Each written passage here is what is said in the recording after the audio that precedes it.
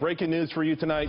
Less than 2 hours ago, President Trump publicly responding for the first time to the bombshell that the Justice Department has appointed a special counsel to oversee the investigation into potential collusion between the Trump campaign and the Russians. Roll tape. The entire thing has been a witch hunt, and there is no collusion between certainly myself and my campaign. But I can always speak for myself and the Russians. Zero.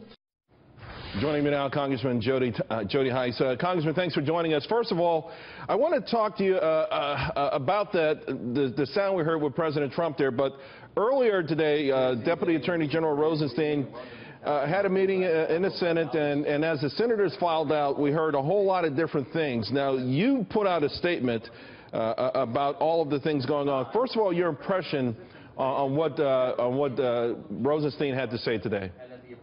Well, I was not in the meeting with Rosenstein. We will actually be having the briefing with him tomorrow. But, you know, this whole thing appears as the president said, nothing but a witch hunt, Charles. It's, you know, and it's frankly fueled by the liberal left-wing media and fanned by the Democrat Party right now, and a party whose policies, by the way, were profoundly rejected by the American people in November. But that's what's taking place here, and I do look forward to the briefing tomorrow for a little more perspective. In your statement on the Director Mueller, you said that you're hopeful that he will rise above these controversies and will oversee this ongoing investigation with impartiality and a steady hand. We can't take for granted that that will happen? Well, listen, I have confidence that it will, and I want to say that. He has a great reputation. His experience, no question, is noteworthy on both sides of the aisle. But at the same time, we all know that justice is to be blind, and I hope that that will take place in light of the fact that there are some very personal relationships that Mueller has, particularly with Comey, and we've seen in the past, not implying that that will happen now. As I said before, I hope he will have a steady hand and keep this thing straight with justice and truth. And that is my hope. Is that why you also went on to mention the House and Senate Intelligence Committees? Do you want to see some sort of a ultimate joint conclusion by all three of these entities? Well, look, there's all sorts of entities taking place. You've got a House investigation, Senate investigation, FBI investigation. Now we have the special counsel. I mean, this thing is being covered from about every perspective it can be. But at the same time, let's keep in mind, we have McCabe, Director McCabe, and Clapper, and even Comey himself last week said there is no evidence that there was any collusion. And so we have these continual, what appears to be fabricated allegations that continue coming forth, which give further evidence this is but a witch hunt.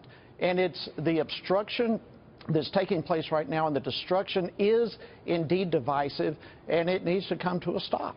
Some are saying that the selection of a special counsel in this particular case, though, could actually perhaps help further find some justice going back perhaps to the Obama administration, to the Clinton campaign, to the Clinton Foundation.